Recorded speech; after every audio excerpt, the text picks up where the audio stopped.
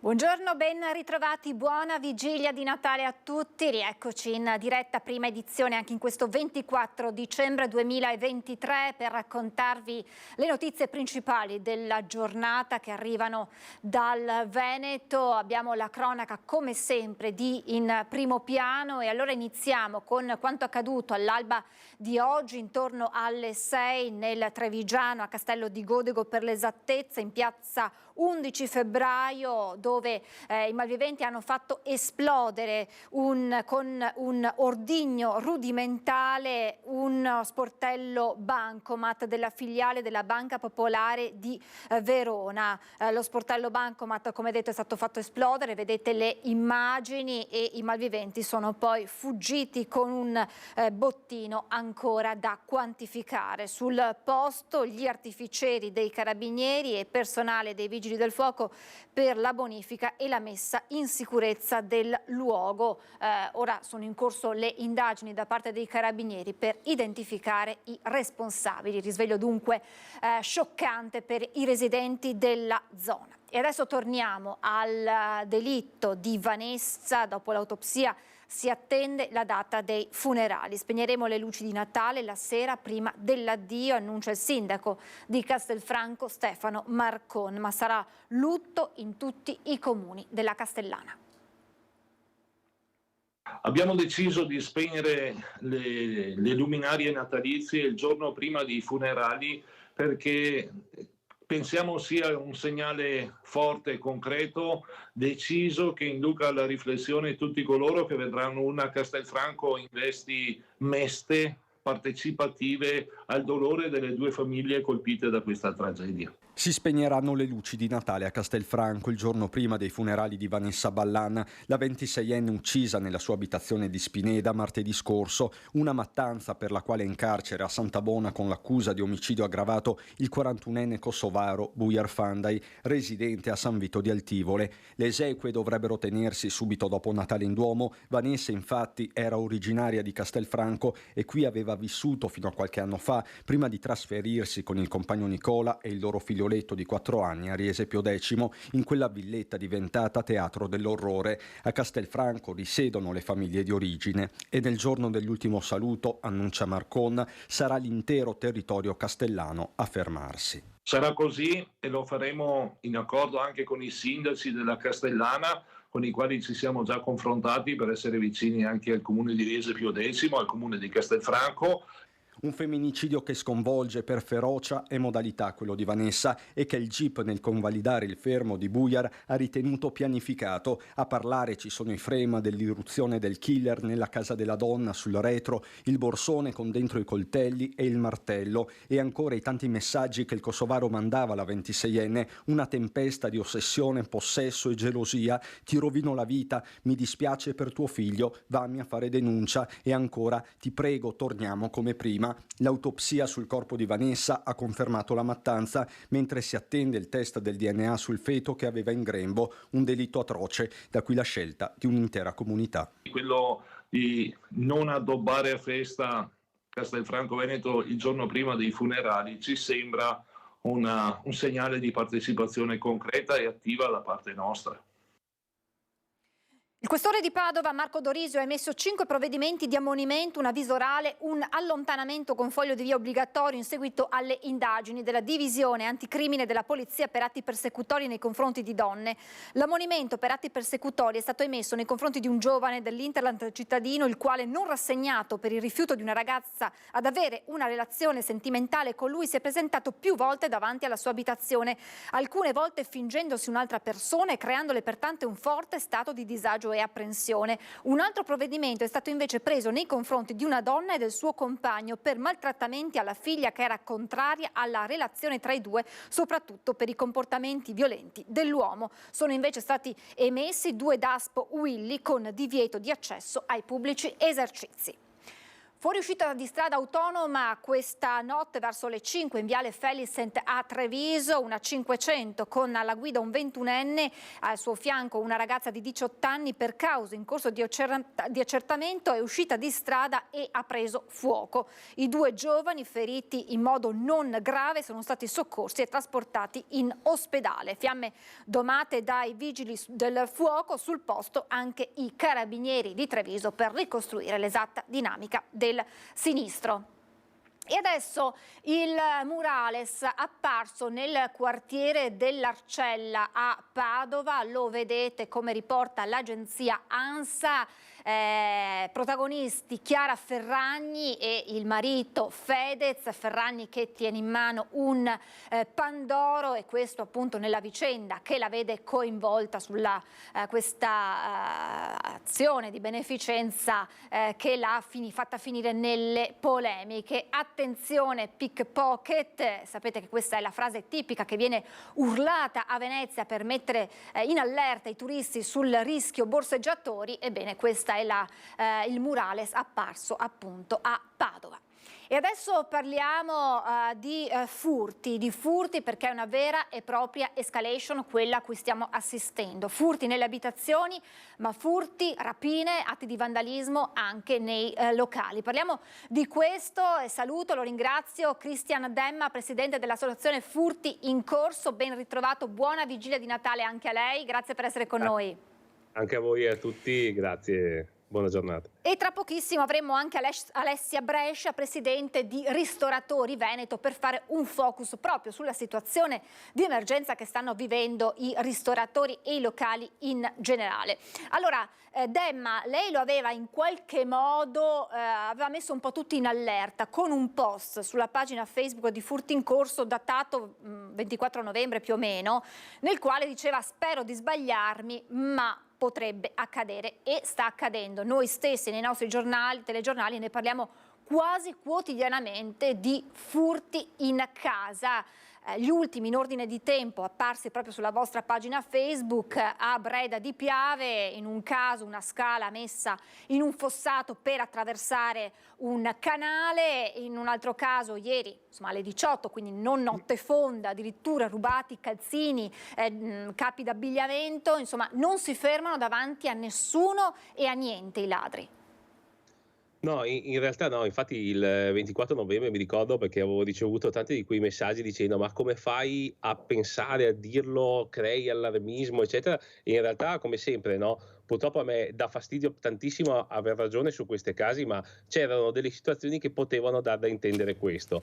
E purtroppo è successo, infatti noi stiamo vedendolo, no? Come hai detto giustamente, ogni sera, ogni giorno, ogni mezzo pomeriggio, e queste sono le segnalazioni che vediamo noi sul gruppo, che poi ci sono altre segnalazioni che arrivano, e dobbiamo anche pensare che ce ne sono tante che non vengono pubblicate per varie necessità di persone che anche voi che avete sempre il contatto con i cittadini capite che sono anche allarmati che possano avere delle ritorsioni a pubblicare queste cose.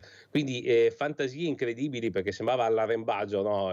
Scala di metallo sulla Piavesella per attraversare la strada, taglio tutto, vado a rubare anche semplicemente 2 orologi, senza però considerare il fatto che intanto mi hanno creato migliaia di euro di danni per quanto riguarda gli infissi e via, e soprattutto mi hanno distrutto mentalmente il focolare domestico, che questa è una delle situazioni che viene più sottovalutata dalle istituzioni ad oggi, cioè il percorso poi purtroppo psicologico che crea un furto in casa.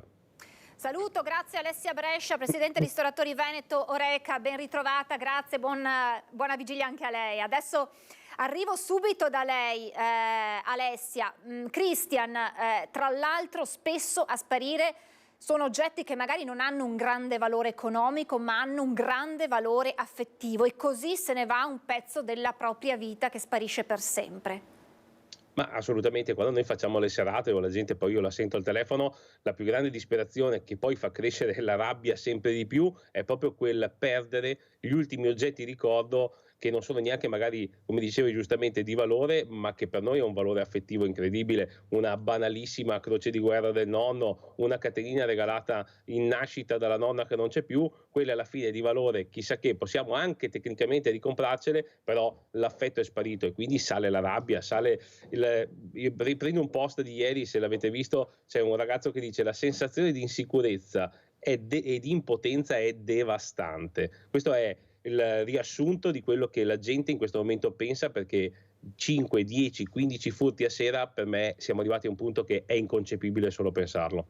Ecco, in questo 2023 raccontato appunto attraverso i nostri servizi, anche attraverso le sue parole, abbiamo raccontato di colpi di ogni tipologia, con i proprietari magari in casa nell'altra stanza che si rendono conto solo dopo un po' di aver avuto i ladri praticamente faccia a faccia, di gente che si è trovata il ladro faccia a faccia, malviventi che entrano in casa con i proprietari all'interno e che poi magari vengono messi in fuga dallo stesso proprietario che inizia ad urlare. Insomma, tante tipologie con malviventi sempre più spregiudicati, non hanno paura di trovarsi con le persone di fronte. No, non hanno paura e, come dico sempre io, il motivo è molto semplice: sanno che ad oggi ormai non rischiano nulla. Cioè, oggi entrano dentro in casa e vengono anche presi quando riescono a essere presi e non gli viene fatto nulla. Quindi si stanno inventando più di tutto, sanno che principalmente evitano, se possono, la rapina vera e propria, perché lì si configura un reato diverso, ma se è semplicemente un furto non succede nulla. Quindi stiamo vedendo un'escalation di spregiudicatezza e di inventiva, perdonatemi la banalità, ma in realtà è un'inventiva incredibile, che è veramente assurdo. Cioè, difatti, perché la gente sta facendo battute su battute sui social, come adesso io non chiamo più nessuno. Oggi è venuta fuori una vignetta, no, con la tagliola dentro casa, che ovviamente vista così può far sorridere, invece a me fa piangere, perché vediamo come sono prese le menti delle persone ormai, che prima di entrare in casa aprono e vanno ogni stanza addirittura con la torcia nel cappotto per vedere. Tutti dicono: ah no, ma non si può vivere così. No, non si può vivere così, effettivamente è impensabile ormai, però tanto sappiamo che ormai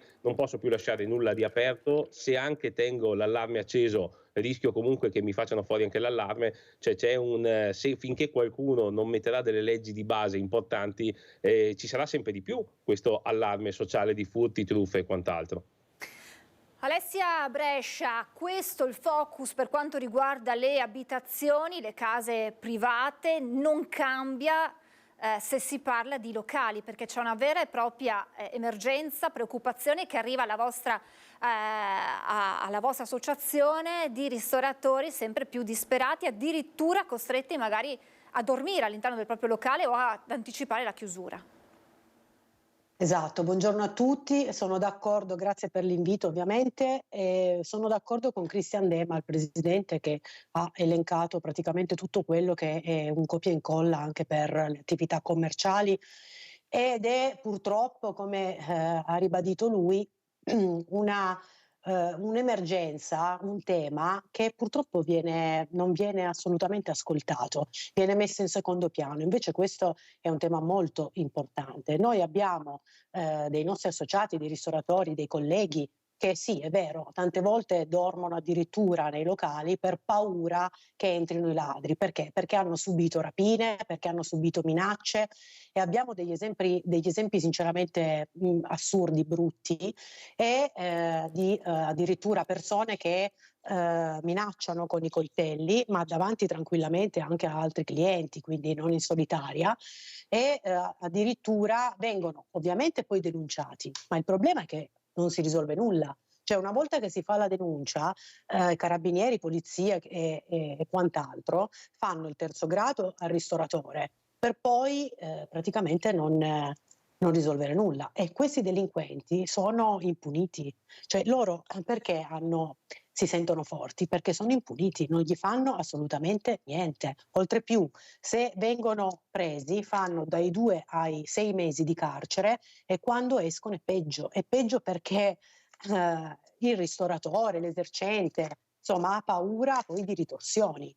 Noi abbiamo avuto un caso a Belluno, ma anche a Treviso, un caso a Belluno bruttissimo, siamo rimasti tutti male, abbiamo cercato di dare supporto al nostro collega a livello solidale, insomma in tutti i modi, perché non solo è stato vessato, quindi minacciato con coltello eccetera, è stato poi in seguito sempre dallo stesso derubato di tavoli, sedie eccetera, e solo pochissimi giorni fa sono entrati di notte, hanno rotto porte, hanno rotto interni, hanno derubato di soldi, eccetera, eccetera. E noi non siamo assolutamente sicuri. Abbiamo avuto anche a Verona, soprattutto all'epoca purtroppo del Green Pass, polizia che veniva a controllare nei locali se eventualmente eravamo in possesso di Green Pass, quando fuori a 10 metri c'erano gli spacciatori tranquilli che spacciavano e si facevano i fatti loro.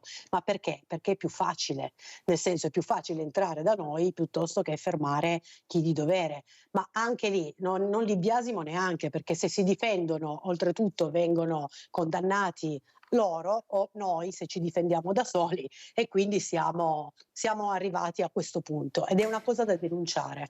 Ecco, queste sono le immagini di un ristorante, immagini scure perché in quel caso non si sono accesi gli infrarossi, ma in cui si intravede la figura di una persona, di un uomo che entra all'interno di un ristorante per poi mettere a segno un furto. Alessia, voi come associazione cercate di stare al fianco dei ristoratori anche per aiutarli a far fronte ai danni che spesso accompagnano, i danni anche ingenti che spesso accompagnano questi colpi?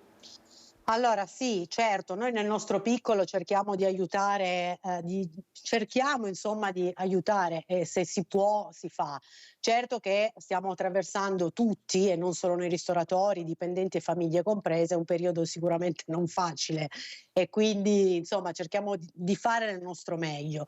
Mi è arrivata una mail, un SOS, in realtà una richiesta da una nostra associata di Treviso, aspettate che mi leggo il nome perché non mi ricordo mai i nomi, io sono veramente, non me li ricordo mai. Gaia Zaffalon, ho promesso di dire il suo nome perché è una ragazza che si prodiga veramente a tantissime belle iniziative, e mi ha scritto chiedendomi l'appoggio sull'iniziativa che è già attiva a Firenze-Roma e si chiama Ask for Angela, ed è un'iniziativa volta praticamente a prevenire gli atti di violenza nei locali, fuori dai locali, ed è una bellissima iniziativa. Io ho visto 2 o 3 video qualche giorno fa e noi siamo molto a supporto di questo. Noi ci mettiamo in prima linea di aiutare, se qualcuno ha bisogno, eventualmente chiamare un taxi ovviamente a titolo gratuito o eventualmente chiamare le forze dell'ordine.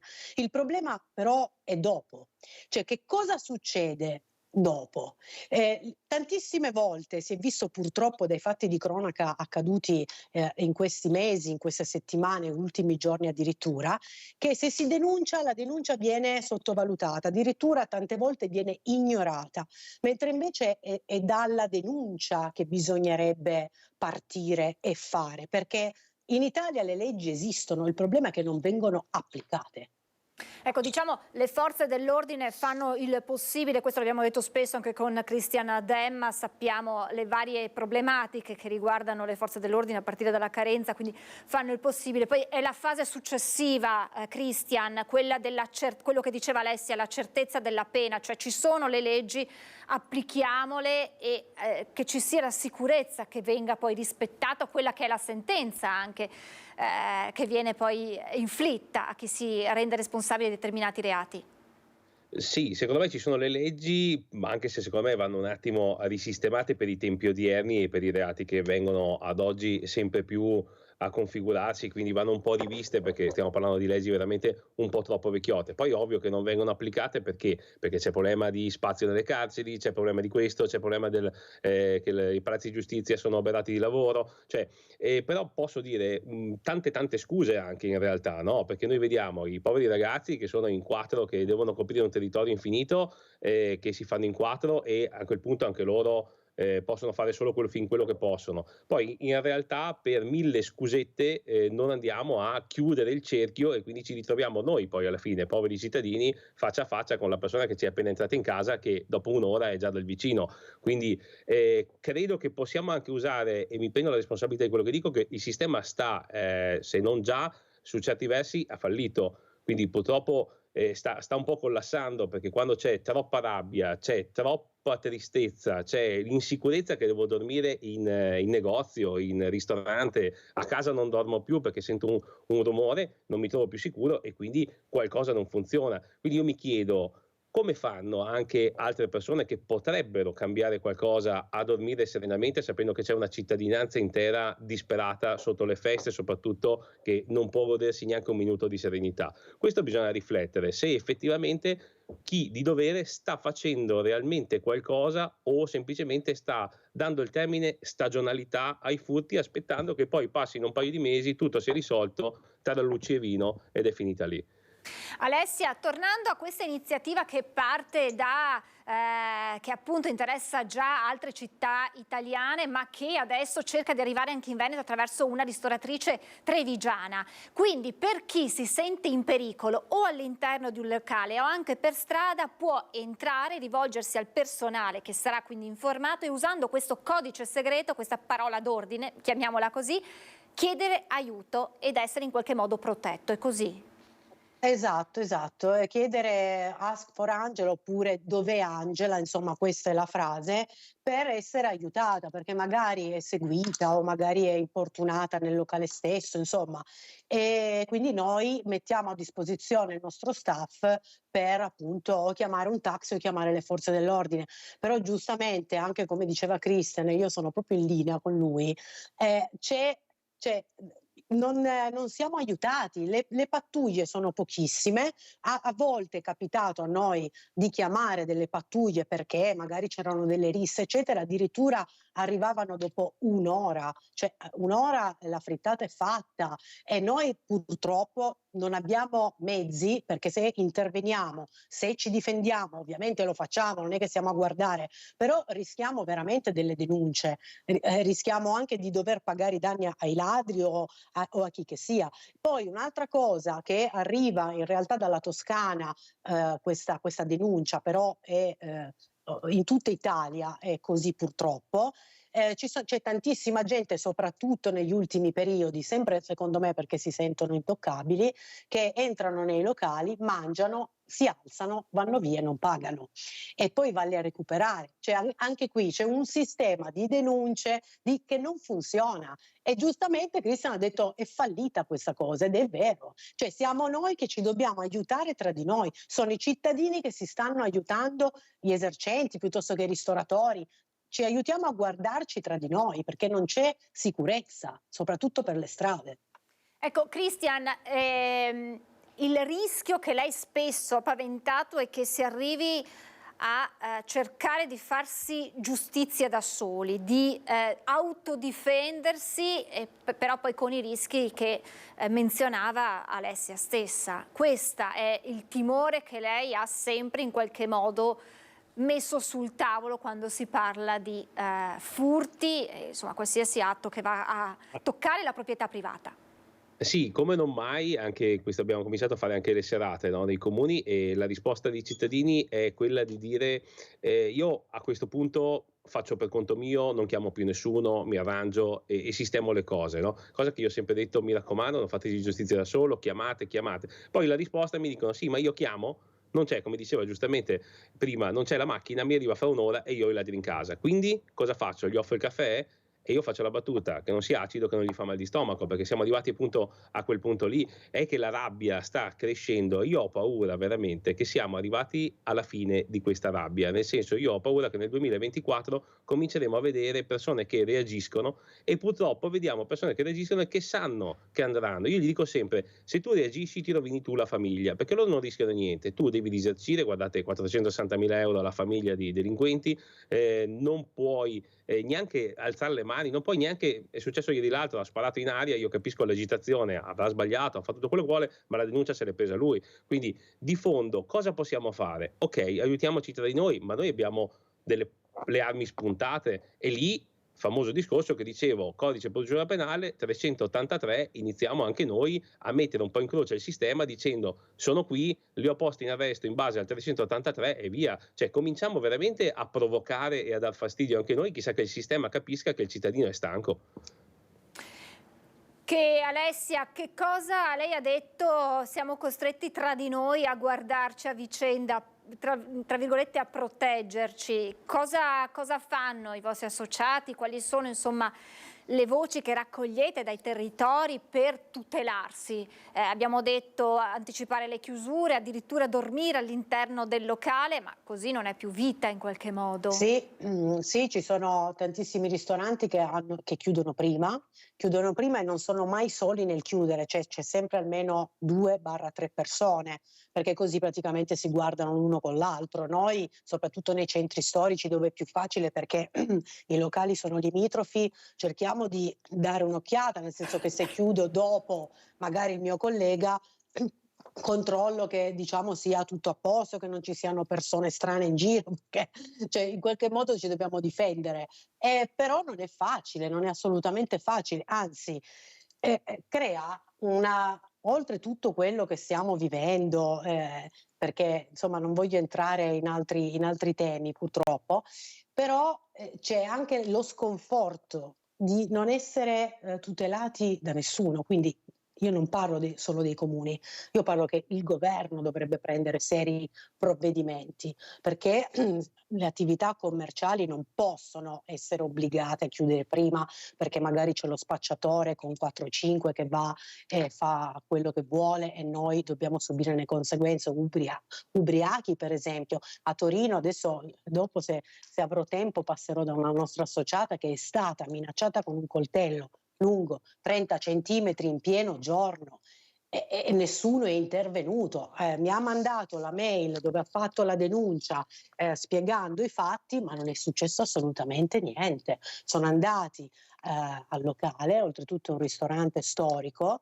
e hanno scritto il verbale, eccetera, finito lì, non è successo niente. Questa persona è ancora che gira in zona Portanuova a Torino. Cioè, di che parliamo? Bisogna prendere dei seri provvedimenti, perché questi locali qui devono stare aperti, devono anche proteggere i clienti che entrano, cioè non ci possiamo noi mettere fuori a fare i giustizieri della notte. Non abbiamo, purtroppo non è permesso questo, a volte e la butto lì come una battuta, bisognerebbe veramente difendersi da soli, ma alzo le mani perché non si può. Anche perché poi rischieremo un Far West molto molto pericoloso. Ma l'abbiamo visto che rischiamo il Far West, a parte che lo rischiamo e non va bene, d'accordo, però abbiamo visto che chi si difende da solo purtroppo paga pegno di carcere e di anche indennizi ai ladri. Alessia, voi come associazione cosa pensate di fare per sensibilizzare proprio il governo, comunque insomma le istituzioni su questa emergenza che vi riguarda? Allora, adesso vedremo il da farsi, questo è un periodo di feste natalizie, ovviamente abbiamo già inviato ai vari comuni delle province le PEC di competenza, speriamo che ci rispondano, proprio riguardante l'iniziativa Dov'è Angela, cercando di, insomma, se i comuni ci supportano, questa è una buona iniziativa. Poi appunto, ripeto, bisogna prendere i provvedimenti, quelli dopo, quelli fondamentali. Però se i comuni ci aiutassero in questa iniziativa sarebbe bene, soprattutto come divulgazione di questa cosa, e quindi noi ci possiamo solo mettere a disposizione nell'aiutare le persone in difficoltà. Questo possiamo fare. Il governo dovrebbe rifare le leggi, ma soprattutto dovrebbe farle applicare. Cristian Demma, comuni ai quali vi rivolgete anche voi, non sia troppo duro, oggi è la vigilia di Natale, cerchiamo di essere buoni, ma insomma immagino che questa richiesta di collaborazione con i comuni proseguirà anche l'anno prossimo, e le chiedo anche se continueranno poi gli incontri con la cittadinanza. Tra l'altro lei qualche giorno fa è entrato anche a scuola al Duca degli Abruzzi e noi abbiamo raccolto insomma quello che è stato il risultato di questo incontro con i ragazzi, quindi continueranno queste iniziative anche con l'anno nuovo? Sì, assolutamente. Ho mandato da poco anche una richiesta al Comune di Treviso per fare sempre le serate anche con loro e spero appunto adesso di riuscire a mettermi d'accordo e quindi continueranno perché questo è un fatto importante. Tanti comuni comunque sono attenti all'iniziativa, sono vicini ai cittadini, i cittadini sono vicini ai furti in corso e quindi è un piccola nostra missione nel nostro piccolo, no, andare avanti. Però coglierei l'occasione, se mi permettete, di fare proprio un appello molto secco al buon ministro Nordio dicendogli abbiamo molta fiducia che faccia qualcosa, non mi vada solo a depenalizzare le cose che ha iniziato per smaltire le problematiche all'interno dei palazzi di giustizia, non mi vada ancora a lasciare la riforma Cartabia ferma lì, faccia qualcosa che ci fa capire che ci sono anche per noi le leggi che possono essere, diciamo, messe in atto. E un piccolo appello, scusate, se posso, alla Presidente Alessia Brescia, se vogliono far entrare anche loro nel gruppo di Furti in Corso, perché secondo me può essere d'aiuto anche tutti insieme, anche i ristoratori, perché anche da un cittadino la segnalazione può aiutare il ristoratore vicino a capire se c'è qualche malintenzionato e viceversa. Alessia. Assolutamente sì, assolutamente sì. Noi siamo tutti collegati, come dico sempre. Noi siamo imprenditori, ma abbiamo i nostri dipendenti collegati alle famiglie, tutte, quindi sì, assolutamente. E allora con questo nuovo sodalizio tra ristoratori Veneto e Oreca e Furti in Corso, io ringrazio entrambi davvero tantissimo per averci aiutato a capire un po' meglio quello che è un fenomeno che riguarda tutti, perché purtroppo nessuno può sentirsi salvo di fronte ai furti e a episodi di vandalismo, e vedremo poi, Alessia ci tenga aggiornati, se prenderà piede questa iniziativa Dov'è Angela, per aiutare in qualche modo chi si sente in pericolo dentro o fuori ai locali. Grazie davvero ad Alessia Brescia, Presidente Ristoratori Veneto e Oreca, grazie a Cristian Demma, Presidente dell'Associazione Furti in Corso, e buone feste ad entrambi e torneremo ad aggiornarci con voi. Grazie davvero. Noi ci fermiamo per la pubblicità, tra pochissimo.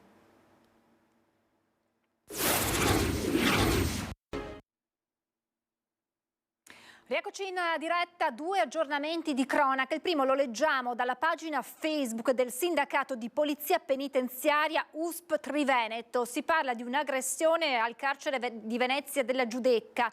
Nel pomeriggio di ieri, 23 dicembre, per futili motivi una detenuta ha aggredito un sottufficiale e un agente di servizio durante il turno pomeridiano. Le ragioni sarebbero legate ad una pretestuosa richiesta da parte della detenuta a voler eseguire una visita all'ospedale nonostante le cure fossero garantite dalla locale infermieria. Al diniego di ottemperare alla sua richiesta, la stessa ha quindi sferrato pugni alla testa del sottufficiale e poi calci e pugni allo stomaco e alla testa dell'agente. Quest'ultima poi veniva inviata in ospedale, dove successivamente veniva dimessa con 3 giorni di prognosi.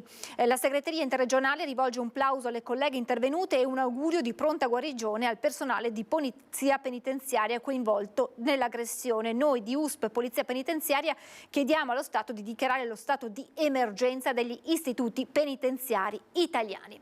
Questo dunque quanto riporta il sindacato di polizia penitenziaria su Facebook. E poi una notizia che arriva da Venezia, dove un anziano cittadino britannico appena dimesso dall'ospedale con difficoltà a camminare, senza soldi perché derubato, è stato aiutato a tornare in patria grazie ad una colletta tra gli agenti della polizia di frontiera dell'aeroporto di Venezia. Lo racconta oggi la questura lagunare. L'uomo, mentre si trovava in vacanza in Egitto, era stato derubato di tutti i suoi averi ed era sbarcato nello scalo di Tessera lunedì scorso durante il viaggio di rientro da Hurghada a Manchester per un malore che aveva accusato a bordo. Il comandante dell'aereo aveva deciso di interrompere il viaggio per farlo scendere e ricoverare all'ospedale dell'Angelo di Mestre, dove è stato sottoposto ad accertamenti urgenti. Una volta dimesso dall'ospedale, l'anziano è stato accompagnato in aeroporto e accolto dai poliziotti, ai quali ha però raccontato di non essere in grado di acquistare il biglietto di rientro proprio a causa del furto subito in Egitto. I poliziotti hanno così raccolto i soldi per acquistare il biglietto per la Gran Bretagna. Una bella storia di solidarietà che non poteva mancare in questa vigilia di Natale. E allora adesso lasciamo alla cronaca qualcosa di più leggero, ma sicuramente d'aiuto per tutti coloro, sono davvero tanti, che hanno un amico a quattro zampe, magari non a quattro zampe, ma insomma un amico in casa per aiutarlo ad affrontare in sicurezza queste festività natalizie. Grazie, buongiorno e buona vigilia anche al dottor Diego Catarossi, ben ritrovato.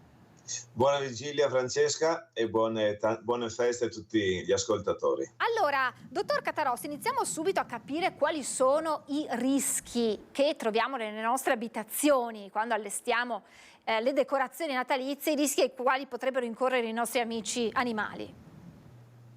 I rischi sono molteplici perché parliamo di animali intelligenti, quindi curiosi, e il momento di Natale rappresenta una grandissima attrazione in virtù delle novità che si presentano: il presepio, l'albero di Natale, i festoni, le luci, i colori. Ecco, i nostri animali sono fortemente attratti da tutto ciò, ma l'esplorazione fondamentalmente, oltre che olfattiva, è orale. Mettono in bocca, parliamo di cani e gatti soprattutto, mettono in bocca tutto ciò che trovano. Quali sono i rischi maggiori? La folgorazione. Là è molto importante avere un impianto elettrico a norma con tutti i salvavita del caso, perché il rosicchiamento dei cavi elettrici delle luminarie natalizie può essere fonte di folgorazione per gli animali più piccoli. E poi l'ingestione di materiale non edibile. Pensiamo a tutto ciò che ad esempio addobba il presepio il Natale, spesso prodotto in materiale plastico o in vetro, spesso, per non dire sempre, colorato con vernici che, se il prodotto è stato creato fuori dall'Unione Europea, spesso con delle normative meno stringenti delle nostre per utilizzo di vernici tossiche. Nell'ingestione ci può essere il fenomeno immediato del trauma, perché se si creano, rompendo ad esempio una palla di Natale, dei frammenti di plastica o vetro, quelli possono essere taglienti di per sé. E poi tutte le sostanze che questi addobbi, qualora vengono ingeriti, possono causare anche sul lungo periodo. Quindi massima attenzione degli animali che si muovono liberi in casa in presenza di queste attrazioni così forti per la loro esplorazione e per il gioco. Attrattive potrebbero essere anche alcune piante, pensiamo al vischio, alle bacche di agrifoglio, che sono tipiche insomma di questo periodo dell'anno. Se ingerite possono essere pericolose? Sono tipiche, si dice che portino fortuna, non molto agli animali, perché sia per il vischio sia per l'agrifoglio, gli esempi che giustamente lei ha fatto, si conoscono molti fenomeni di tossicità. Ovvero nel vischio sono senz'altro di natura gastroenterica, vomito, diarrea, dolorabilità addominali, anche se ci sono stati dei casi di midriasi, quindi occhi sparati, atteggiamento di barcollamento. Nell'agrifoglio invece si è anche calcolata una dose letale. Un cane di taglia media, qualora ingerisca anche solamente 20 bacche di agrifoglio, potrebbe avere un'intossicazione mortale. Anche nell'agrifoglio i segni sono in prima istanza gastroenterici, parliamo di vomito e diarrea, Francesca. Dopodiché l'animale comincia a barcollare, comincia ad avere delle convulsioni e i segni diventano neurologici centrali. E parliamo di cane e di gatto in termini di gioco, più comune nei cuccioli.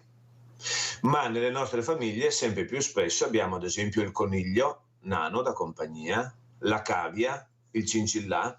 Questi sono animali erbivori stretti, quindi tutto ciò che è verde assomiglia a una foglia per loro potrebbe essere un alimento. Essendo nati in cattività non hanno nessun sentore che quelle essenze vegetali possano essere tossiche, perché fondamentalmente non hanno mai dovuto incontrare degli alimenti tossici per tutta la loro vita. E la stella di Natale, anche questa tipica, spesso regalata per queste feste natalizie, rappresenta un pericolo? Anche la stella di Natale può rappresentare un pericolo, più spesso ha un'azione irritante, cioè l'ingestione, la masticazione delle foglie causa una chelite, quindi un'infiammazione delle labbra, scialorrea, quindi perdono molta bava, molta saliva, più raramente abbiamo degli episodi di tossicità grave. È il lattice contenuto all'interno della stella di Natale a rappresentare l'irritazione, vuoi della bocca, vuoi dello stomaco e dell'intestino. La stella di Natale, rispetto alle piante che abbiamo citato prima, può essere più pericolosa perché anche messa in alto comunque le foglie tende a perderle rapidamente, non rimangono nel fusto e quindi rapidamente cadono al suolo e possono essere raggiunte dai nostri animali da compagnia. Veniamo, dottore, agli alimenti che invece noi durante queste feste sicuramente porteremo a tavola. Possiamo condividerli con i nostri amici a quattro zampe? Pensiamo in questo caso soprattutto al cani, ai gatti. Ce ne sono che possono risultare poi pericolosi per loro? In linea di principio, se parliamo di gatti, sono degli animali carnivori stretti. Il cane è un animale che nasce praticamente carnivoro e poi si adatta selettivamente a una dieta più onnivora. Sono però animali che, vivendo con noi sin dalle più tenere età, imparano ad apprezzare il dolce, il salato, imparano a mangiare come noi. Questo sarebbe assolutamente controindicato. Qualora uno volesse fare una dieta casalinga, quindi non industriale, per il proprio cane o gatto, dovrebbe rivolgersi a dei medici veterinari nutrizionisti, che già esistono come specializzazione, che possono dosare tutto ciò che è in casa. E penso poco probabile che includano i dolci di Natale. Segnatamente poi ci sono due alimenti molto utilizzati a Natale, per i quali si conosce una tossicità chiara nei mammiferi domestici, e sono l'uvetta, l'uva passa e anche l'uva. Si è visto che dei quantitativi importanti, perché è sempre la dose a fare il veleno naturalmente, possono essere tossici nel cane. E la cioccolata, soprattutto quella amara, soprattutto quella fondente, che ha una maggior concentrazione di caffeina, teobromina ed altre sostanze che possono avere un'influenza sul cuore, Francesca, anche in dosi non così esagerate possono dare delle intossicazioni gravi. Quindi almeno cioccolata, uva e uvetta, evitiamo di metterli a contatto. Poi dei piccoli quantitativi di cibo delle nostre tavole dovrebbero essere rappresentati dalle proteine di origine animali, quindi le carne, le uova e il pesce. Quelli senz'altro possono essere condivisi con i nostri amati animaletti. Questo è il periodo dell'anno in cui molti approfittano delle festività per trascorrere qualche giorno in montagna e magari vorrebbero portare con sé il proprio cane, il proprio gatto. È possibile? Quali sono le attenzioni da avere durante questi spostamenti? Sempre più spesso gli animali sono ben accetti, sia negli alberghi, nei bed and breakfast, sia nella ristorazione, naturalmente animali puliti, controllati e legati con la reguinzaglia. Quindi, diciamo, l'ospitalità è sempre maggiore per i nostri animali. Rimane da valutare il viaggio, che per animali non abituati può essere motivo di forte disagio, in quanti si rivolgono a noi veterinari per dire è impossibile fare anche brevi tragitti perché ha paura, perché vomita. Ecco, bisogna sempre distinguere se il fastidio dovuto al viaggio sia legato alla paura, all'ansia, o sia una vera e propria cinetosi, un mal d'auto. Fatto questo discrimine, si può o associare l'autovettura a qualcosa di piacevole, quindi fare un addestramento rispetto all'utilizzo dell'autovettura, quindi fare sempre dei viaggi prima molto brevi per andare nelle località che piacciono molto, come il parco giochi, e poi aumentare la durata del viaggio. O nel caso delle cinetosi, da alcuni anni ci sono dei farmaci straordinari di grandissima efficacia da dare una pastiglietta mezz'ora prima del viaggio, che tolgono completamente la nausea ai nostri animali. Raggiunte le località di montagna, diciamo d'inverno, sono meno a rischio le malattie trasmesse da zecche, ci sono più, qualora volesse venire un po' più di neve in montagna, danni legati al freddo, e quindi animali non abituati possono rimanere in ambiente esterno solo se si muovono. Se rimangono fermi in assenza di un sottopelo che si sia sviluppato con un alloggio all'esterno che sia di tutto l'anno e non di pochi giorni, vanno coperti o gli va garantito di dormire su delle sorte di coperte termiche. Ultimissima domanda, ma le chiedo proprio un flash perché devo andare in pubblicità. È consuetudine in questo periodo dell'anno far trovare sotto l'albero magari ai bambini un cucciolo di cane, di gatto o qualsiasi altro animale come regalo di Natale, per poi magari durante l'anno rendersi conto che non era il regalo giusto. Che cosa si sente di dire in tal proposito? Un animale può essere un dono straordinario, soprattutto per i bambini, deve essere preparato l'arrivo, preparato l'ambiente e educato il bambino. Quindi deve essere qualcosa che insieme si accoglie dopo un lungo periodo di preparazione. Dottor Catarossi, grazie davvero per questi consigli molto utili per trascorrere il Natale in serenità con i nostri amici. Grazie davvero e buona vigilia di Natale e buon Natale anche al dottor Diego Catarossi. Buone feste a voi tutti. Grazie davvero. Noi ci fermiamo per la pubblicità tra pochissimo.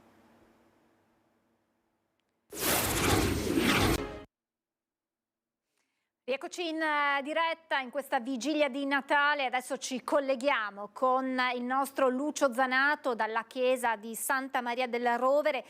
Lucio che è in compagnia di un volto noto della nostra emittente, Don Adelino Bortoluzzi.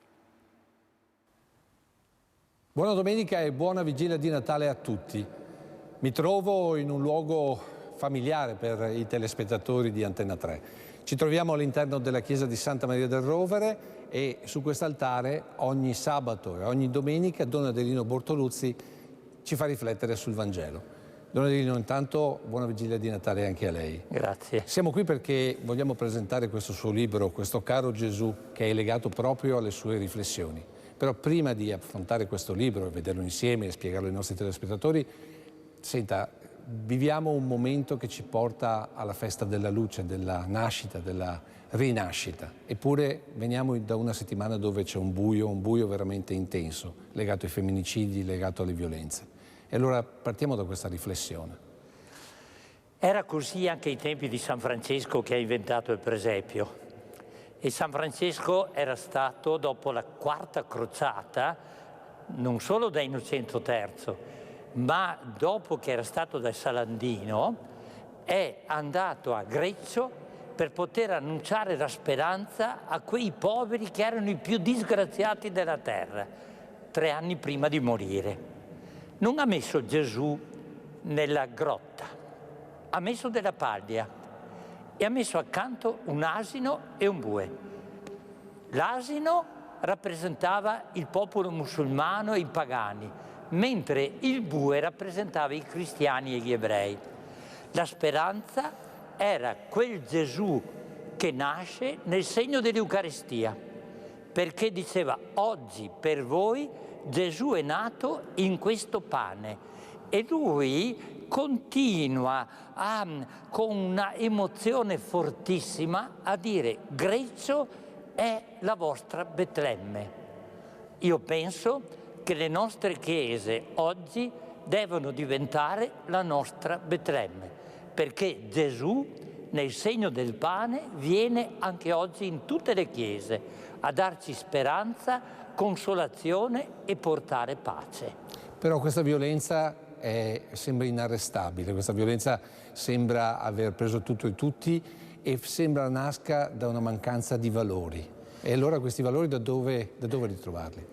Beh, allora io sono convinto di una cosa. Stiamo assistendo al crollo del cristianesimo in Occidente.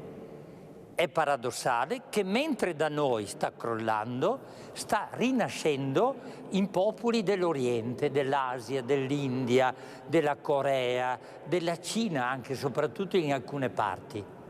Però perché stiamo crollando? Non è un problema di mancanza di vocazioni, è proprio il vuoto che stiamo vivendo. E allora bisogna che questo vuoto incominciamo a riempirlo. Difatti una delle domande che io mi preoccupo sempre, anche quando preparo l'omelia, è proprio questa: quando il Figlio dell'uomo verrà, troverà la pace sulla terra? Troverà la fede sulla terra? E allora dico, quali sono i capisaldi da cui veramente poter lavorare per riempire il vuoto? L'ascolto della parola e l'incontro con la bellezza, con l'arte, con la tradizione autentica della Chiesa, per trovare nell'ascolto della parola e nell'incontro con la bellezza della tradizione, per trovare un linguaggio nuovo che possa ancora rispondere all'uomo di oggi che si domanda che senso ha vivere. E quindi è veramente un problema grosso quello della Chiesa, che deve cercare anche in questo Occidente che sta crollando nel cristianesimo, deve trovare vie nuove per annunciare il Vangelo. Perché senza il Vangelo non si può vivere. Non a caso Gesù nasce, e la nascita di Gesù è una grotta, perché quella grotta prelude alla grotta della sepoltura, prelude alla sua morte e risurrezione. Noi abbiamo bisogno di questa luce per poter vivere, continuare a vivere ed essere veramente delle persone ancora ricche di speranza pur in mezzo a tanto male. Giodelino, lei ha parlato del Vangelo, e il Vangelo lei cerca così di, come dire, spiegarcelo ogni sabato, ogni domenica, però insieme al Vangelo ce lo attualizza, nel senso che cerca di spiegarci il Vangelo oggi. Ma è possibile? E soprattutto quanta fatica si fa ad attualizzarlo? Non tanta, perché il Vangelo ti dà la chiave di lettura per leggere la storia. E la storia non è la parola scritta del Vangelo che noi leggiamo, la chiave di lettura, è questa parola letta alla luce dello Spirito. Allora la mia preoccupazione, nonostante la mia poca fede e nonostante io mi ritengo un prete di periferia, eccetera, è quella di capire quali sono i semi del verbo, quali sono le parole con cui Dio ci chiama a una liberazione anche in questo mondo.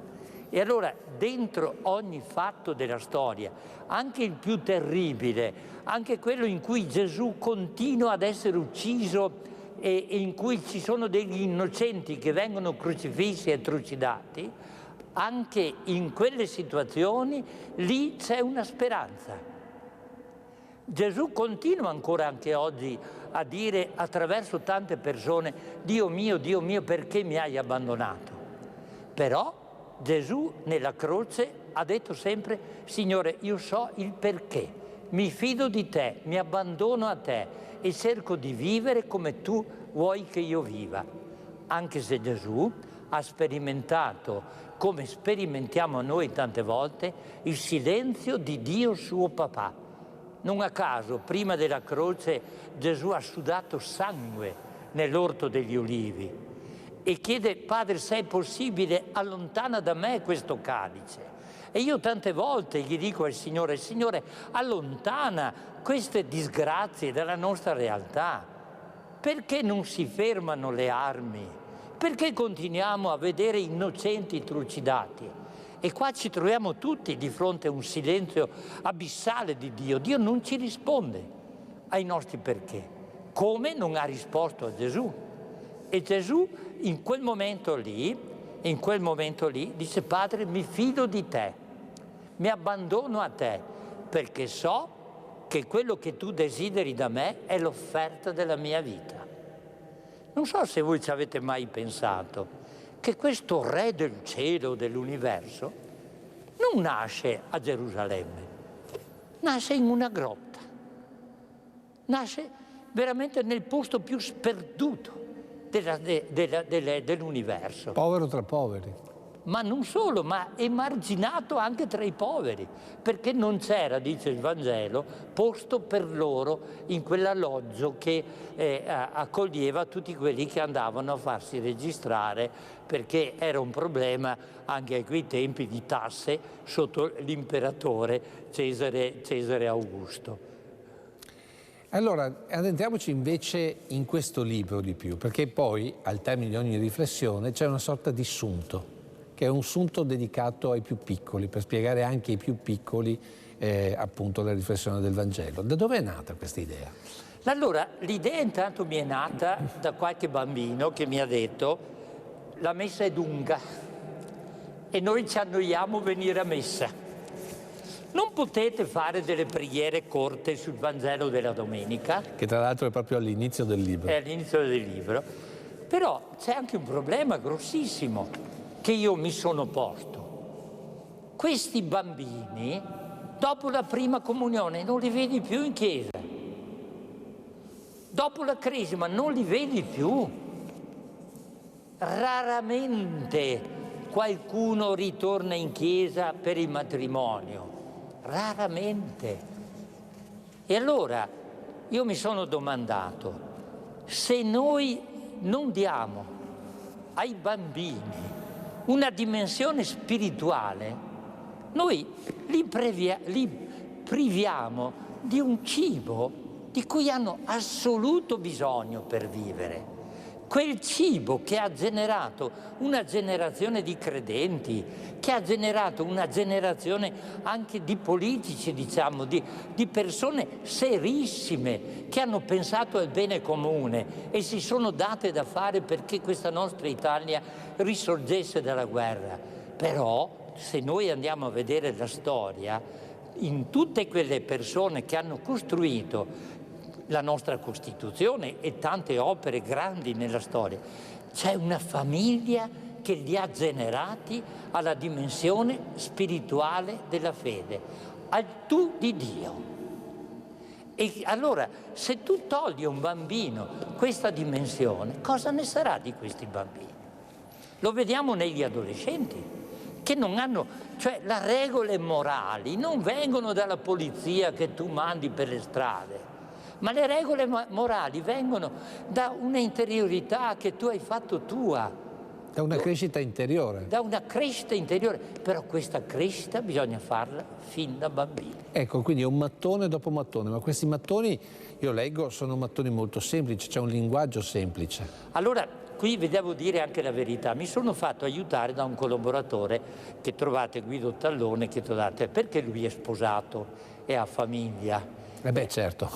Allora, secondo, io guardo spesso i miei nipoti, i miei pronipoti, vado all'asilo e ascolto i bambini e poi ogni domenica ci confrontiamo su come quel Vangelo potrebbe essere raccontato ai bambini. Allora c'è anche una modalità, noi vogliamo che il bambino inizi la preghiera con uno stile di affetto: caro Gesù, ti voglio bene, sono qua con te. Poi il piccolo racconta anche le sue sofferenze, i rapporti che ha con i bambini, che ha a casa, eccetera. E quindi poi il bambino, oltre a questo racconto con i suoi, va a raccontare a Gesù quello che lui vive in casa, che vuol dire, per esempio, la malattia del nonno, le paure, le calamità che vede, il mondo della scuola, il mondo dei suoi giochi del quartiere, le guerre. Il bambino vede queste cose e ne parla con Gesù. Io sono cosciente però che la preghiera non è dir preghiere come mi insegnavano da piccoli e dire continuamente preghiera. No, la preghiera nasce dall'ascolto. E se tu ascolti quello che Gesù ti dice attraverso questo Vangelo, se tu lo fai veramente proprio obbedendo allo spirito che è dentro di te, tu rispondi. Allora queste preghiere è un tentativo di aiutare il bambino a rispondere alla parola del Vangelo che ogni domenica dovrebbe sentire qua in chiesa. Ecco, diciamo che però è nell'età dell'innocenza forse quella più semplice da poter plasmare, o forse più semplice e più ricettiva di questo tipo di spiritualità. Poi più si va avanti nel tempo e più forse ci si indurisce. E allora come fare per continuare a costruire mattone dopo mattone questa consapevolezza? In questi giorni ho regalato il libro a qualcuno, ma l'ho regalato anche a imprenditori, gente di successo nel mondo di oggi. E non andavano più via dal mio studio per leggere le preghiere. E mi è venuto in mente un'espressione del Vangelo, che per tornare a credere bisogna tornare con la semplicità dei bambini. Se non diventerete come bambini, non entrerete nel regno dei cieli. E allora voi capite che in queste preghiere c'è anche un implicito, che è quello di aiutare il papà e la mamma che dovrebbe leggere questa preghiera con il bambino a tornare anche lui un uomo che ascolta e che prega e che vive insieme questo ascolto assieme al bambino. Perché è un cammino insieme quello che dobbiamo fare nella fede.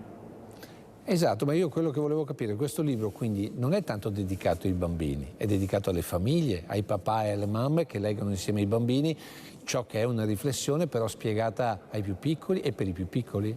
Sì, chiaramente io parto dai bambini, perché chiaramente c'è, l'ho detto anche prima, c'è questa perdita della dimensione spirituale.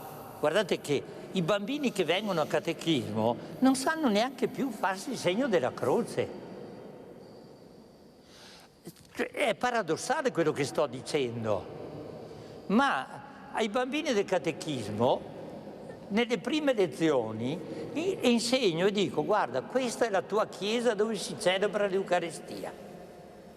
Non c'è un catechismo che diventa una scuola di dottrina cristiana detta in pillole a un bambino, ma è l'introduzione a un'esperienza.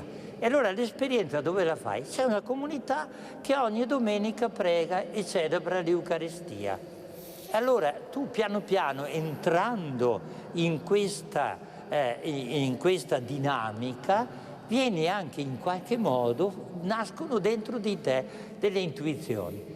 E mi piace vedere, qua in chiesa, mi piace vedere che tante volte, senza dir niente e senza, mi trovo che i bambini mi aiutano nella preghiera.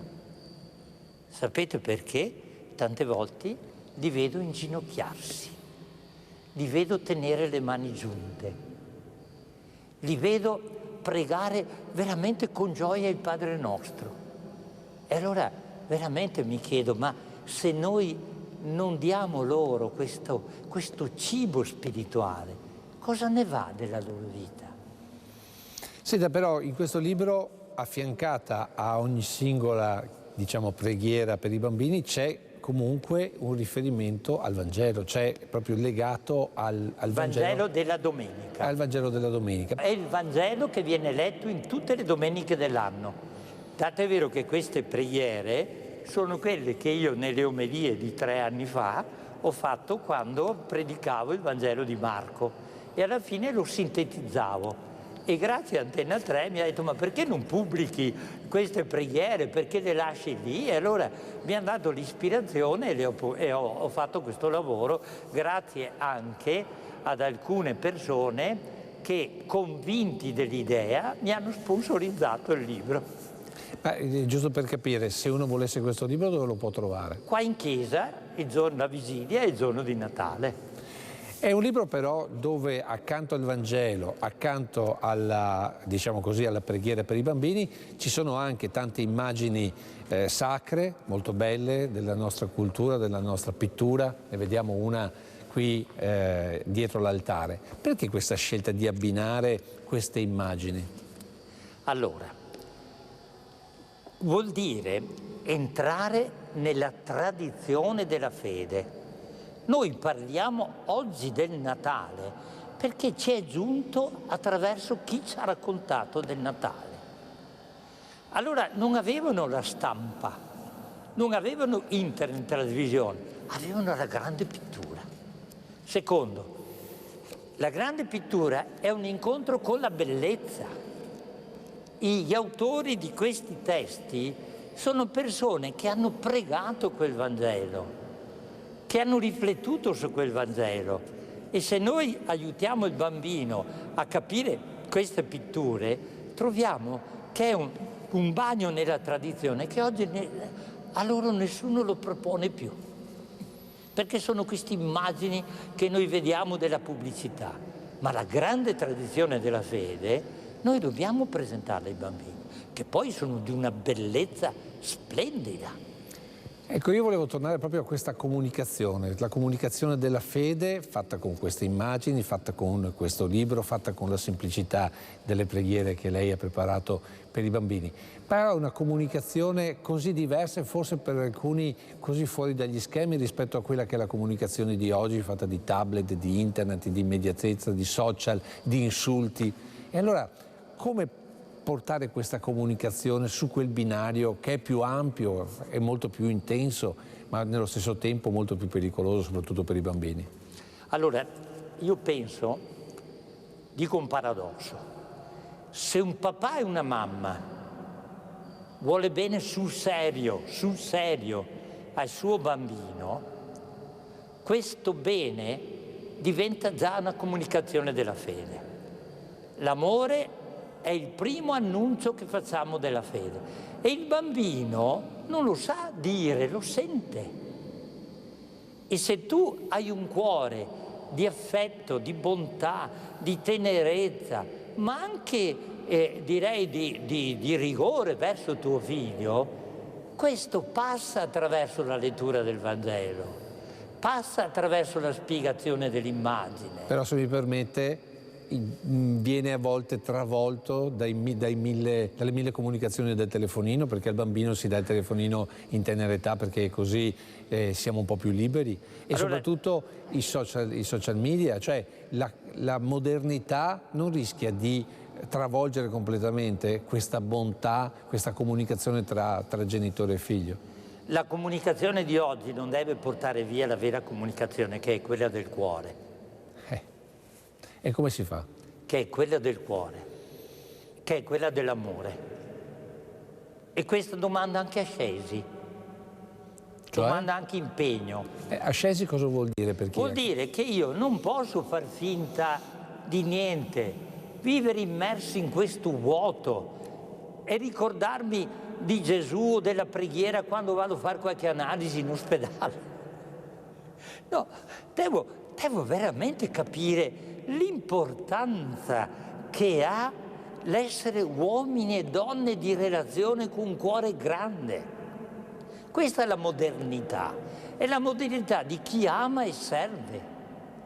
E noi la modernità tante volte l'abbiamo: hai mangiato, come ti ha trattato la maestra dell'asilo, vestiti in un certo modo, pensiamo che ti faccio questo regalo, ti compro il telefono nuovo. Ti compro il telefono. No, la modernità è quella nata dal cuore.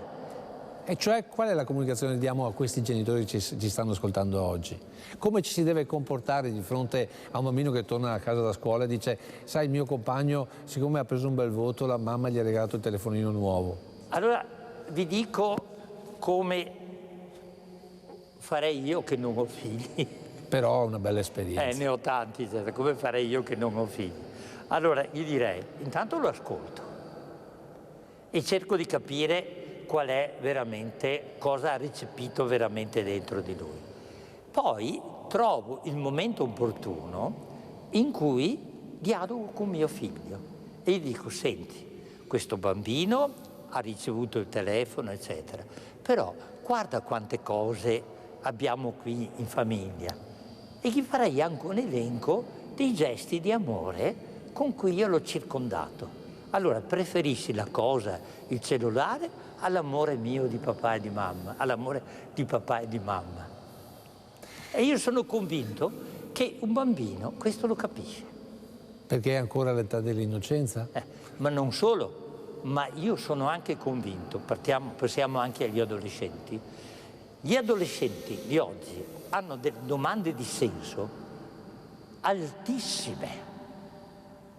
Io lo vedo nei funerali. Nella morte dei nonni, chi soffre realmente e si pone il problema della morte sono i nipoti. E tanti nipoti sono adolescenti. Però sono quelli che piangono disperati, però nessuno dà loro delle risposte che siano credibili, che siano appetibili, che siano capaci di aiutarli a cercare un senso ulteriore. Ma allora, forse gli adolescenti sono i primi ad avere perso il senso della vita? Sono i primi ad avere e ha perso il senso della vita? Sì, perché vuoto crea vuoto. E allora il vuoto crea vuoto e crea aggressività. E quindi il vuoto di chi? Dei genitori che hanno riempito di regali la mancanza di affettività? Nessuno, No, però... Non giudico nessuno, però io credo anche che un genitore faccia del suo meglio. Però io dico anche a tante mamme e a tanti papà, guardate che se non vi create una sensibilità, oltre alla competenza del lavoro, all'organizzazione della casa, in quelle che sono le dimensioni spirituali della vita, vostri figli li perdete. Li perderete assolutamente, perché quando avranno l'età dell'adolescenza li metterete in mano al mercato e bisogna creare gli anticorpi prima che il mercato abbia a fagocitarli. E quindi questi anticorpi si creano con la comunicazione, col fatto di potersi dedicare più tempo ai figli, oppure di dedicare meglio il tempo che si dedica ai figli? Con delle esperienze profonde dove tu vivi l'amore con i figli. Non è il quanto tempo. La qualità. Ma è la qualità. Allora, sapete cosa vuol dire per un bambino, per un adolescente, vedere il papà e la mamma che qualche volta pregano, che qualche volta vanno in chiesa e si fermano davanti a un altare e fanno silenzio? Sapete quante volte io ho visto dei ragazzi che mi hanno raccontato nel tempo che la loro fede nasce dall'essere andati in ospedale a trovare il nonno, e il papà e la mamma tornando a casa hanno detto: il nonno è nelle mani della medicina, però è anche nelle mani di Dio. Perché non ci fermiamo a pregare? E allora è una mancanza di spiritualità quella che avvolge la nostra società? Siamo diventati così materiali? Io di questo sono certo. Di questo sono certo. Se noi non recuperiamo una dimensione spirituale, che vuol dire una dimensione che ci rende più umani, perché non possiamo dimenticare che la vera spiritualità è l'essere umani in modo completo. L'essere veramente quelle persone che fanno vibrare dal profondo di se stessi tutte le dimensioni. Non solo quelle delle competenze tecniche, non solo quelle che producono benessere a livello di soldi, ma anche quelle competenze che aiutano a rispondere ai problemi della vita. E i problemi della vita a volte non si risponde se non ascoltando, pregando, cercando anche di essere generosi. Oggi negli adolescenti o quelli che vediamo, io che incontro tanti adolescenti che sono nati nel vuoto, c'è una tirchieria, c'è un'idolatria del denaro che a volte ho provato a dirlo a qualche genitore, dice no, non è vero, ma vi assicuro io, il denaro per tanti ragazzi è il loro Dio, ma vuol dire che non hanno mai sentito parlare del vero Dio, che è questo Gesù che nasce a Betlemme. Senta, visto che ci siamo, abbiamo parlato dei bambini, abbiamo parlato dei genitori, però parliamo anche di coppie. Lei tra l'altro ha un percorso anche proprio culturale, di studio del rapporto di coppia, e viviamo in un periodo dove i rapporti di coppia molte volte finiscono e poi finiscono molto male. E allora immaginiamo che chi ci sta ascoltando abbia magari bisogno di trovare una strada perché vive un momento di difficoltà. Si può trovare una strada? Perché io tra l'altro nelle tante preghiere ce n'era una che parlava di una bambina, se non ricordo male, che soffriva perché aveva i genitori che non si parlavano più. Allora da dove ripartire quando si è in questo momento difficile? Allora, che ci siano delle difficoltà nella coppia è normale. Che le coppie vivano anche delle conflittualità è scritto nella nostra natura umana. Che poi ci sia un diritto naturale che addirittura prevede anche il divorzio, anche questo fa parte della vita. Però io quando sposo qualcuno dico: ma tu perché ti sposi in chiesa? Qual è la differenza tra un matrimonio che fai in municipio e uno che fai qui in chiesa? E la risposta? La risposta è questa, che qui vieni consacrato come è consacrato un prete, e ti viene dato un dono dello Spirito perché tu possa superare quelle conflittualità, quei disagi, quelle opacità che tu hai nella relazione di coppia. Secondo, il tuo essere coppia viene prima di tutto, prima anche dei figli, perché non dimenticare mai che prima si è singoli e quindi bisogna cercare il Signore da soli, poi si è coppia e guai se non si è coppia, quindi si è genitori.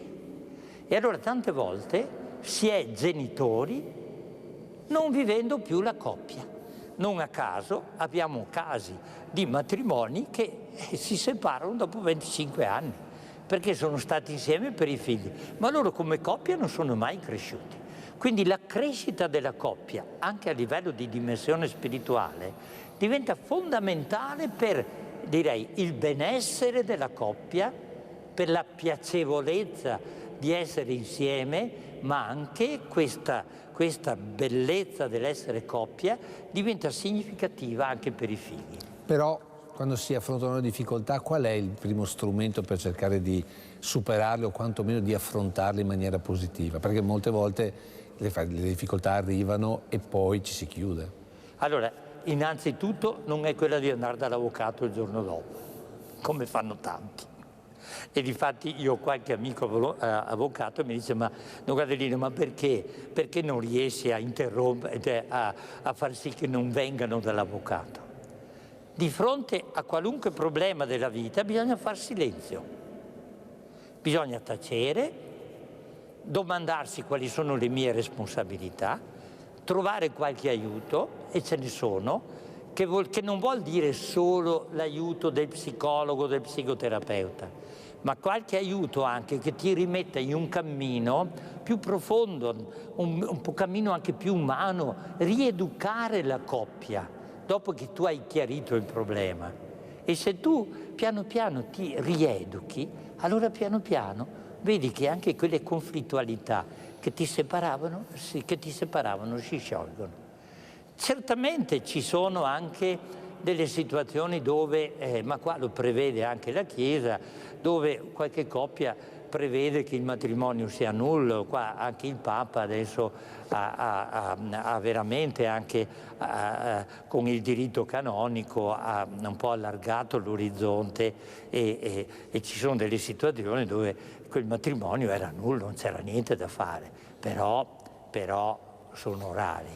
Però lì ci va una preparazione. Quella preparazione, una volta che la Chiesa seguiva, preparava e che aveva affiancata anche, non so, i genitori a questa coppia nuova che si veniva a formare. Tutto questo mi sembra che sia stato un po' dimenticato. Non è che prima di diventare marito e moglie si debba aver fatto un percorso assieme, si capisca che veramente si può andare avanti assieme e questo venga bruciato nell'attualizzazione della modernità. Allora, tanti lo fanno. La convivenza. La convivenza è un fatto culturale di oggi legata anche a situazioni socio-economiche dove tante volte la convivenza è una necessità perché non hanno soldi per mettere su casa, eccetera. Vorrebbero sposarsi ma non hanno ancora i soldi, hanno ancora il mito del matrimonio, eccetera. Non è questo il problema della convivenza, è il problema della preparazione umana. È il problema, perché tante volte tu convivi ma non entri in relazione profonda l'uno con l'altro. E allora se tu entri in relazione profonda l'uno con l'altro, prendi anche atto dei problemi che hai e poi trovi le strade per risolverli. Io ne conosco tante coppie che fanno sto cammino e che veramente si preparano seriamente al matrimonio. In fondo è un po' quello che dice il Vangelo, riuscire a guardare l'altro con quell'espressione di apertura e non di chiusura, non di avarizia ma di generosità, l'ha detto lei all'inizio.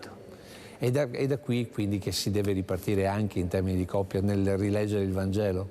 Sì, io sono convinto che se tante coppie la smettessero a un certo punto di litigare e si mettessero in silenzio e alla sera leggessero il Vangelo così com'è, e poi rimanessero in silenzio e chiedessero che lo Spirito Santo li illumini. Tante volte certamente c'è questa luce, io ci credo che lo Spirito Santo interviene e interviene anche a cambiare il cuore.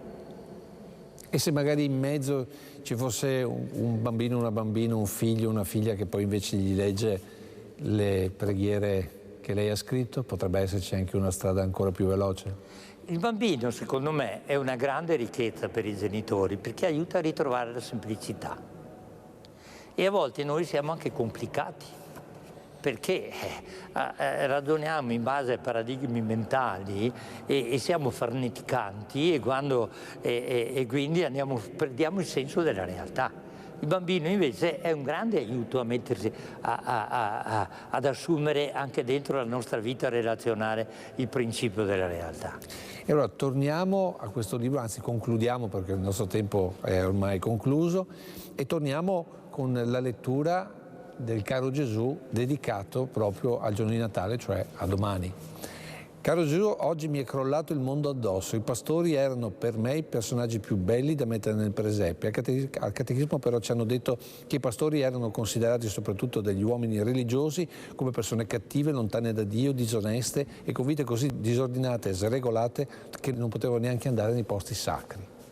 E beh, è un'attualizzazione di oggi. Sì, i pastori erano così. È sorprendente però. È una sorpresa perché veramente Gesù è il Dio di tutti, è luce per tutti. E allora proprio per questo vorrei che concludesse lei questa lettura, quando dice tu vieni per tutti. Tu vieni per tutti e in modo speciale per chi si crede lontano da Dio e pensa di non essere amato da te. Grazie Gesù perché questo è un regalo che mi accompagna per tutta la vita. PS, questa sera prima di andare a letto prendo un pastorello dal presepe e me lo metto sul comodino. Faccio finta di essere io quel piccolo pastore che tu hai scelto per farti vedere e che hai avvolto con la tua luce. Grazie Don Adolino, grazie a tutti voi per l'attenzione, la linea torna allo studio. Grazie Lucio e grazie a Don Adelino per averci portato in questa analisi della società di oggi e anche attraverso la cronaca che noi raccontiamo, tante sfumature che abbiamo analizzato e approfondito grazie alle parole di Don Adelino.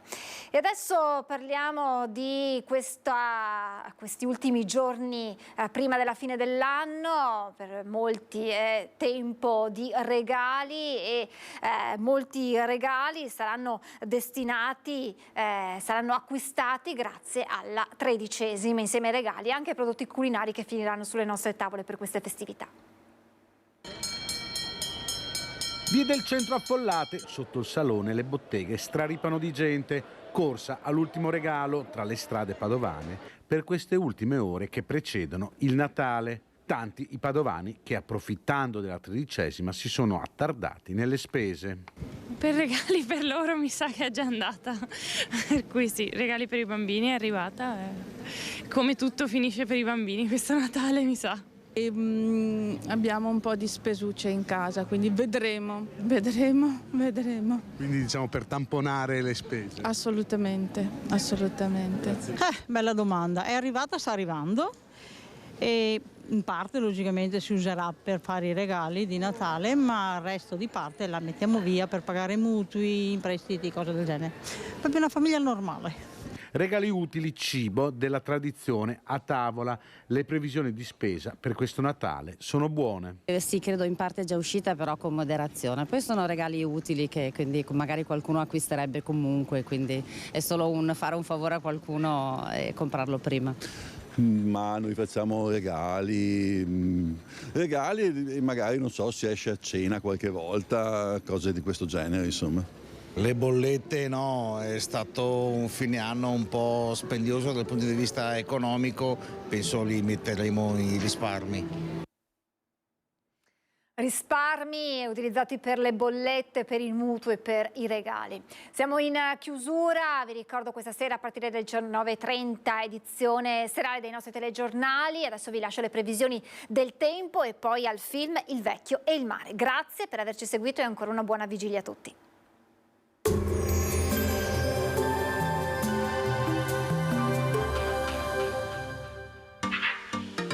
Tremonti, attrezzature e materiale per saldatura professionale a Montebelluna. Bentrovati al meteo. Feste di Natale con l'anticiclone delle Azzorre e clima eccezionalmente mite per il periodo. Vediamo insieme le previsioni per il giorno della vigilia. Sul Veneto sarà asciutto, cielo in prevalenza poco nuvoloso con qualche temporaneo addensamento ma con ampi spazi di sereno, possibili locali nebbie nelle ore più fredde. Temperature in lieve calo ma sempre sopra la media stagionale, minime tra 0 e 2 gradi, massime comprese tra 7 e 10 gradi all'incirca.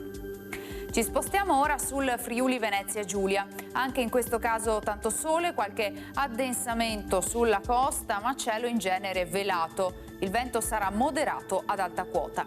Temperature minime tra 2 e 7 gradi, massime sui 10-13 gradi. Infine diamo uno sguardo alla situazione del Trentino Alto Adige, dove avremo un'alternanza tra sole e nubi, ma nel complesso sarà bel tempo. Temperature minime tra -1 e 2 gradi, massime sui 10-12 all'incirca. Dal meteo di Antena 3 per ora è tutto, grazie per l'attenzione, arrivederci.